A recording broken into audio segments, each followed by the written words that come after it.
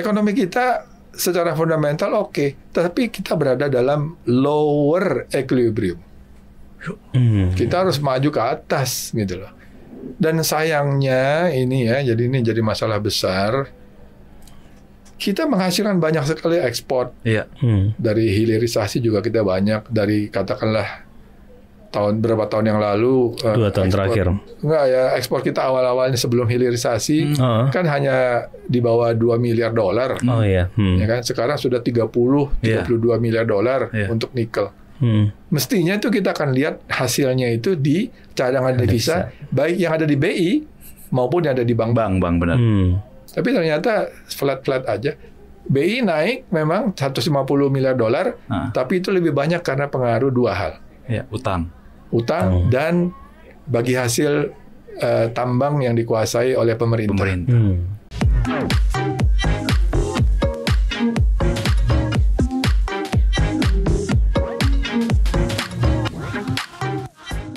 Nah, tapi saya khawatir juga nih Pak Halim, kalau sumber daya alam kita makin menipis, makin berkurang, apalagi sih yang bisa diandalkan sama Indonesia kalau misalkan kita tuh terlena. Bahkan kayak orang banyak bilang sumber daya kita udah dikuasai sama asing, dikelola dengan tidak baik gitu kan, banyak bocor-bocornya kalau kata presiden yang sekarang. Sampai akhirnya pemerintah harus naikin PPN gitu, meskipun tadi naik PPN-nya cuma 1%.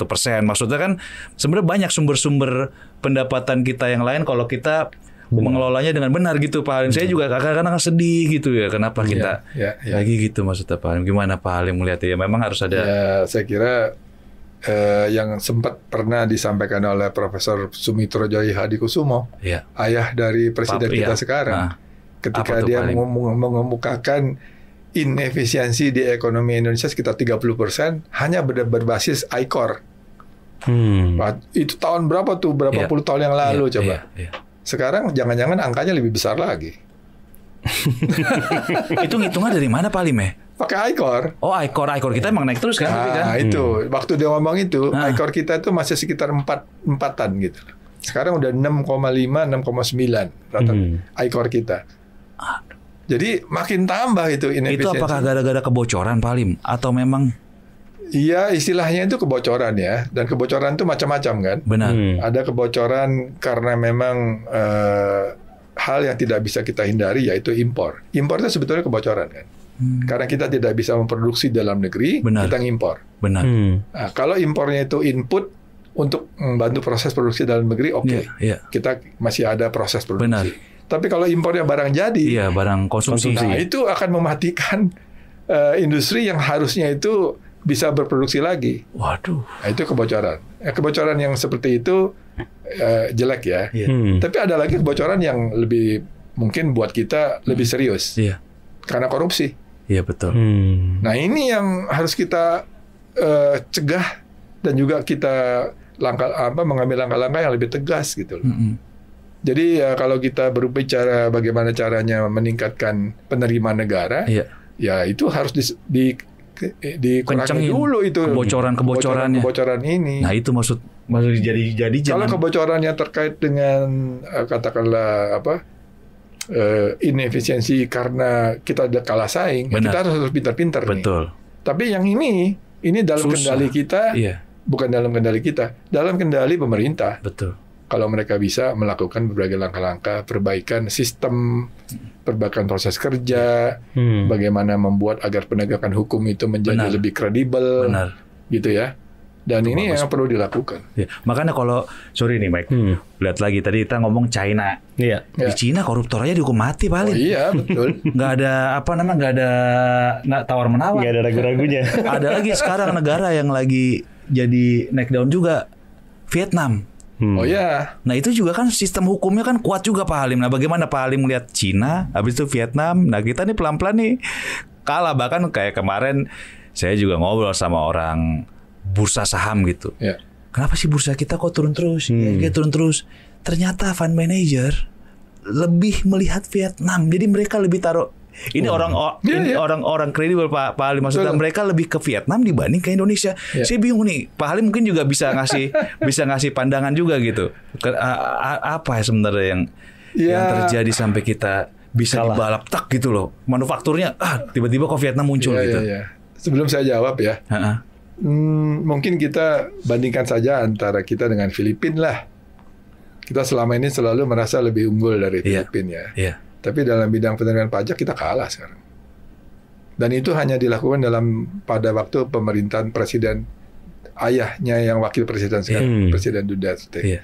Ketika mereka mulai melakukan katakanlah reformasi di bidang perpajakan ya, itu rasionya nggak jauh-jauh dari kita, 10-11%. Sekarang mereka lompat jadi 13-14%. Kita turun. Ya karena ketegasan dari pemerintah Duterte memberantas korupsi itu. Wah, menarik. Nah, itu yang sekarang boleh dicek kok, boleh dilihat berbagai berbagai ini referensi ya. Gitu.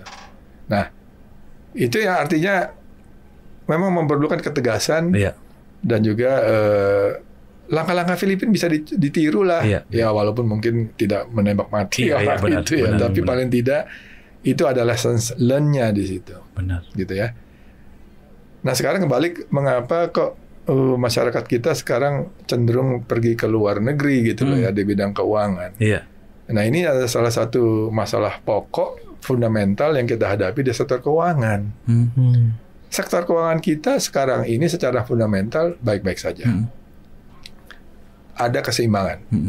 Tetapi keseimbangannya kalau menurut saya berada dalam level yang di bawah. Maksudnya gimana tuh Pak Halim? Ya sekarang sih kalau kita lihat secara makro suku bunga 6%. Ya. Inflasi rendah 1-3. Benar. Ya kita ambil range lah ya. Nah kelihatannya kita bisa bertahan di situ. Nilai tukar kita memang beberapa tahun ini cenderung melemah. Tetapi melemahnya itu terkendali. Karena BI mempertahankan supaya tidak meledak-ledak. Dan itu diikuti oleh pertumbuhan ekonomi yang 5% ini. Kalau kita bacain ya, pertumbuhan ekonomi 5%, inflasi 1-3, lalu nilai tukar suku bunga sekitar 6%, dan kemudian nilai tukarnya cenderung melemah tapi terkendali. Ini adalah keseimbangan yang kita capai di sektor keuangan, financial. Tapi saya katakan ini sebetulnya tidak efisien dan juga lebih karena kita tidak punya basis fundamental ekonomi yang kuat dalam mendorong tadi pertumbuhan yang sekuler tadi. Kita nggak punya teknologi yang membuat ekonomi kita bisa tumbuh tanpa terlalu tergantung kepada situasi ekonomi dunia.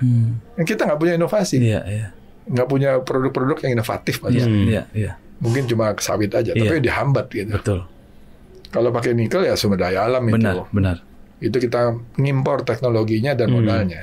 Nah, sekarang dengan situasi seperti ini selama berpuluh tahun, coba dilihat rasio M2 terhadap PDB. Ya. M2 itu maksudnya uang beredar kan? Uang beredar dalam arti luas. Dibagi dengan size ekonomi kita. Itu rasionya naiknya pelan sekali. Dulu ketika 20 tahun yang lalu, ya katakanlah setelah reformasi ya, itu dia turun banyak, 30 lebih sekian, sekarang udah naik sekitar 45-an sampai menuju ke 50%. Naik sih, tapi pelan. Ini adalah indikator yang merefleksikan dalamnya sektor keuangan kita. Ini indikator yang dipakai secara internasional ya. Coba bandingkan dengan Filipina.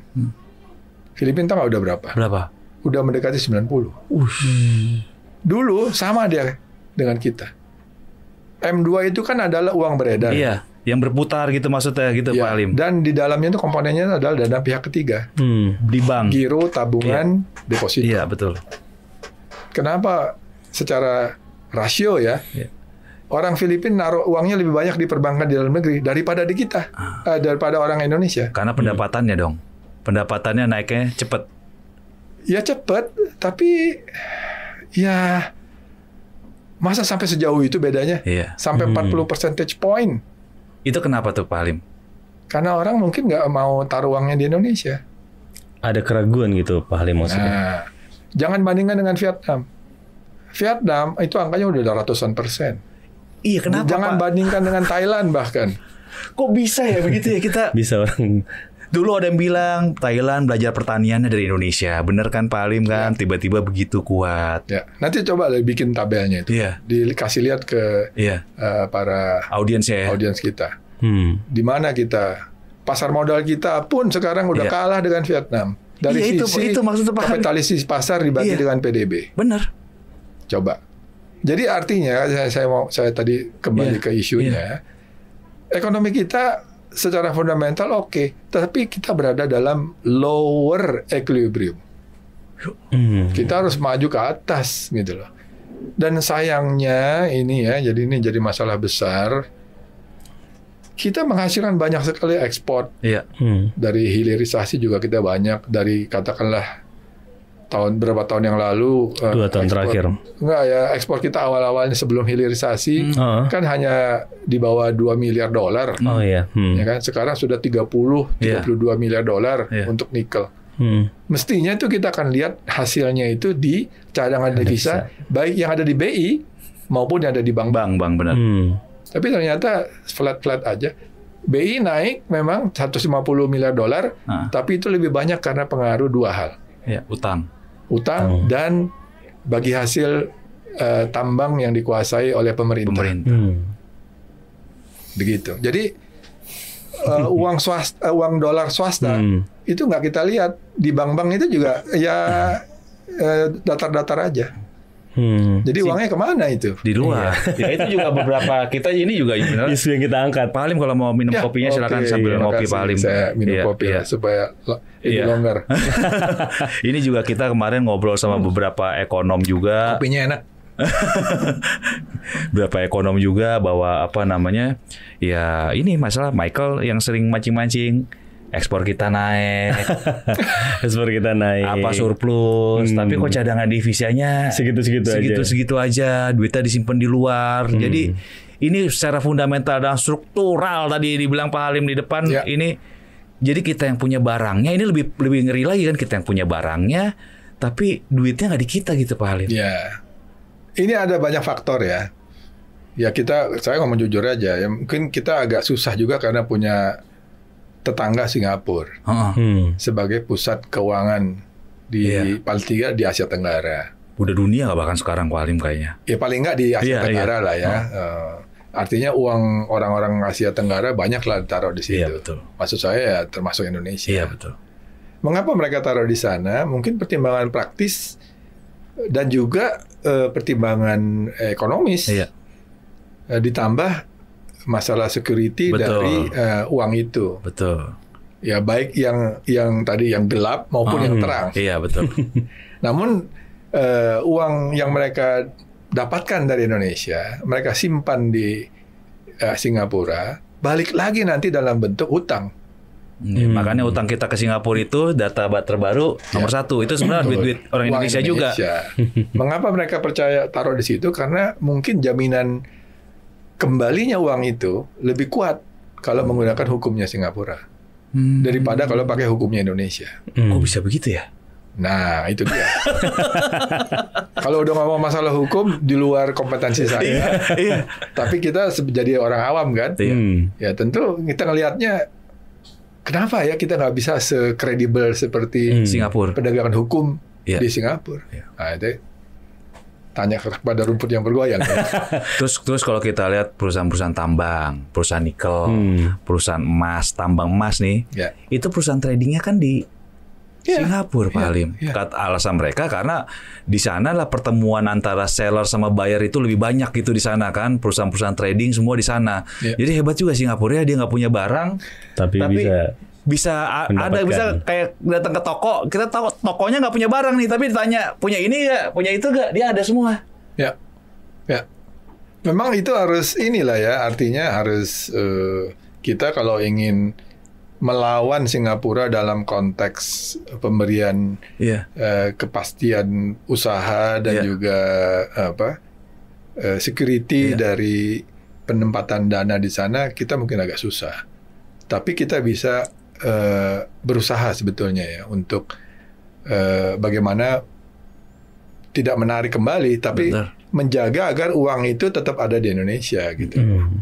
Sekarang kita agak susah karena ya istilahnya skor penegakan hukum kita mungkin tidak sebaik tapi semuanya ngomong kayak gitu sih kemarin. Indeks korupsi kita masih kalah jauh dengan Singapura. Ease of doing business kita juga masih kalah dengan Singapura jauh. Dan sebagainya lah. Ini kita mengukurnya itu dengan menggunakan parameter internasional ya. Nah, tapi saya ada satu hal yang saya ingin sampaikan. Saya juga sempat diskusikan ini dengan tim ekonominya Pak Prabowo. Malaysia itu secara diam-diam sekarang itu dia sudah mulai leading termasuk di Asia ya, tidak Asia tapi Asia Tenggara. Di ASEAN dia sekarang udah leading, termasuk kalah Singapura dengan dia di bidang industri semikonduktor. Oh iya, itu Johor Bahru kan? Itu coba bayangin. Dia bisa itu ternyata. Sekarang hebatnya Singapura, dia tidak mengakui ya, tetapi dia sekarang pinter. Produksi semikonduktornya itu yang punya Malaysia itu tidak yang canggih-canggih amat, tapi dia menjadi bagian dari supply chain yang ada di seluruh dunia. Makanya Apple masuk di situ, berbagai perusahaan-perusahaan besar di bidang semikonduktor dia bikin usaha di situ dan puluhan miliar investasinya puluhan miliar dolar. Tapi ini jangan dikira ini yang baru terjadi sekarang. Dia sudah mulai 30 tahun yang lalu. Dan dia dengan dulu kan ada istilahnya Silicon Valley-nya zaman Mahathir kan. Nah, sekarang baru kelihatan tuh. Nah, sekarang tapi Singapura pinter juga. Singapura sekarang membuka database centernya di Singapura. Karena dia merasa yakin akan bisa bersaing dengan data center yang mereka butuhkan di Malaysia. Mengapa dia bisa yakin? Karena dia bisa pertama lebih efisien, kedua dia bisa menyediakan power plant-nya yang green. Itu dari Indonesia kayaknya Pak. Nah, itu dia. Dari Batam. Jadi masa kita kalah sih? Iya. Strateginya seperti itu. Kita bisa sih. Masa kita jadi penjual bahan mentah lagi? Benar. Prosesnya dalam konteks ilmu teknologi baru ya. Kita jual ininya aja, listriknya aja yang green lagi. Betul. Tapi yang dapat manfaatnya nanti Singapura. Singapura connect dengan yang ada semiconductor industry yang ada di Malaysia. Kenapa kita langsung aja? Benar. Nanti pelan-pelan itu tadi difusi teknologinya itu bisa melebar masuk ke Indonesia. Jadi selain kita itu kecerdasan, visi ekonomi itu penting gitu maksudnya. Betul, kita harus punya melihat apa yang ada di dunia Pak Halim. Waduh. Betul. Ternyata ngelihat ekonomi itu sekarang lebih berat ya. Kita harus makin pintar, harus makin update. Iya Pak Halim ya. Betul. Ya masa depan kan masa digital. Iya betul. Dan revolusi yang akan datang adalah revolusi artificial intelligence. Dulu ketika revolusi industri ya kan menuju ke revolusi industri 4.0 katanya ya. Benar. Itu semuanya itu masih berkutat dengan physical product. Fisik gitu loh ya. Produk Apple segala macam. Masa depan ini kita bicara dengan revolusi brain. Betul. Kecerdasan. Batasannya itu adalah kecerdasan kita sebagai manusia. Ini revolusi berikutnya. Kalau menurut saya ini revolusi yang akan panjang ini. Karena tidak mudah. Kalau revolusi industri kayaknya udah makin pendek-pendek kan siklusnya. Kalau yang ini kalau menurut saya akan panjang. Karena yang menjadi batasnya adalah intelijensia. Indonesia jangan sampai kalah lah. Jangan sampai kalah. Udah di revolusi industri 4.0 kalah, udah 4.0. Ini revolusi AI, apakah kita siap gitu? Ya kita sekarang belum siap. Pasti. Belum siap gitu. Banyak negara yang lain juga belum siap. Gitu. Yang siap-siap ini yang sudah sudah puluhan tahun menyiapkan dirinya. Jadi pemerintah sekarang arahnya bisa ke sana nggak tuh Pak Halim? Udah ke sana belum melihatnya? Sudah, tapi belum menjadi gerakan kalau menurut saya. Tapi nggak tahu lah ya. Nanti kan ini kan pemerintahan yang baru 55 hari ya. Betul. Kita berharap banyak lah. Betul. Mudah-mudahan adalah yang memikirkan hal ini dan menjadi gerakan, jangan hanya omon-omon. Ya. Gitu. Paling ada pertanyaan lagi kalau? Cukup. Saya terakhir. Ya. Target pertumbuhan 8%. Ya. Ini kan jadi pertanyaan kunci gitu. Tadi kita udah ngomong banyak banget masalahnya, tapi di balik masalah ada opportunity sebenarnya kan kalau kita cepat-cepat berbenah. Nah, menurut Pak Halim 8% ini realistis dan bisa gak Pak Halim? Kalau bisanya sih bisa aja. Tapi apakah dalam waktu singkat? Saya rasa tidak. Kan ini kan proses ekonomi tidak bisa meledak-ledak ya. Membutuhkan kalau dia mau 8% berarti harus investasi lebih banyak lagi. Betul. Ya kan dengan ICOR yang 6,5 katakanlah kita pakai 6,5 membutuhkan tabungan mungkin mendekati 40 berapa hampir 50%. Rasanya nggak mungkin lah. Gitu loh ya. Nggak mungkin. Jadi artinya kalau mau menuju ke sana itu baru ngomong investasi. Betul. Sementara kita juga berharap akan ada lompatan produktivitas di tenaga kerja kita. Betul. Produktivitas tenaga kerja kita itu nomor, kalau berdasarkan data-data yang dari Pak Erlangga waktu dia kasih ceramah di 100 ekonom, coba itu nomor 4 atau nomor 5 di ASEAN. Yang itu baru tinggi, di ASEAN ya? Paling tinggi Vietnam. Artinya Vietnam itu sampai 6,5 atau 6, berapa saya lupa, tapi angkanya 6 lebih. Kita 2 lebih gitu kan. Artinya menggunakan data itu, kalau kita di sana 3 kali lebih produktif dari kita. Betul.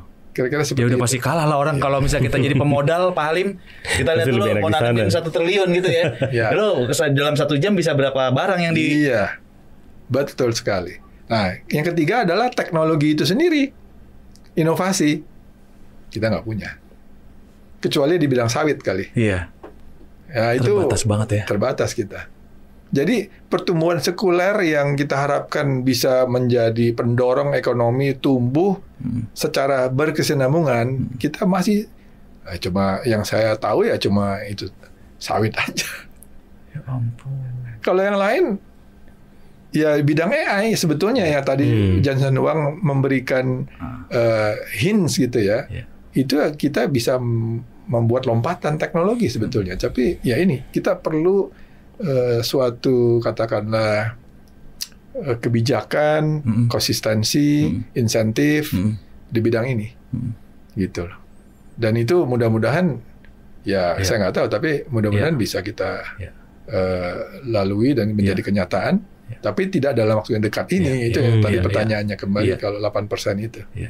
Karena struktural tadi kali ya, fundamental dan struktural itu harus diperbaiki Pak Halim ya. Ya semoga tapi artinya gini. Saya berharap banyak kalau terutama yang kebocoran tadi. Karena kita jangan mengambil cara yang gampang saja gitu. Betul. Kita harus mengadres masalah pokok yang kita hadapi di Indonesia ini. Memang sulit, tapi kalau tidak dilakukan, siapa lagi yang mau membenahi negara ini? Benar. Gitu korupsi, kebocoran itu udah harus dihapus. Nggak mungkin kalau kita berharap dari negara lain untuk membenahi masalah kebocoran ini. Betul. Harus kita kok. Betul. Dan itu saya kira kalau kita tidak mau melakukan itu ya sudah. Berat yang lain-lainnya udah kita akan terjebak di dalam keseimbangan yang rendah itu. Berharap banyak sama background militer Pak Prabowo lah gitu. Kemudian tegas. Ya. Pak Halim, makasih banyak nih udah 1 jam lebih ya. 1 jam lebih kita ngobrol. Semoga nanti kalau ada isu lagi kita pasti undang lagi Pak Halim untuk berbagi ilmu ekonominya. Siap. Sobat Cuan tadi kita udah lengkap ya ngobrolin isu hot soal ekonomi, apa yang harus dilakukan supaya kita semua belajar nih kayak kuliah nih sebenarnya sama Pak Halim nih gitu ya. Semoga nih bermanfaat buat kita. Ini maksudnya kita ngobrol kayak gini biar kita semua sadar gitu. Kita semua bisa berjuang ya Pak, bersatu untuk ke arah yang lebih positif. Indonesia nggak kalah sama negara-negara lain. Kita tahu tadi kondisi global rumit, ruwet. gitu ya, gelap lah istilahnya. Kalau kita bikinnya gelap, karena kita nggak tahu kalau kita nggak maksudnya kalau kita tadi dari Pak Halim ya Pak, kalau kita bergantung sama orang lain ya berat ya Pak ya. Oh iyalah. Kita paling nggak harus bisa berdiri di kaki kita sendiri dulu. Betul. Supaya ekonomi kita itu makin bagus, rakyat pakai sejahtera ya Pak Halim ya. Pak Halim, kita atas nama Cuap-Cuap-Cuan terima kasih atas kehadiran Pak Halim, semoga sehat selalu ya Pak. Amin. Terima kasih. Ya Michael juga ya Mike ya. Kita akhiri podcast kita untuk edisi bersama Halim Alamsyah. Semoga bermanfaat. Sampai jumpa di podcast Cuap-Cuap Cuan yang lain. Oke, saya Wahyu Daniel bersama Michael undur diri. Sampai jumpa.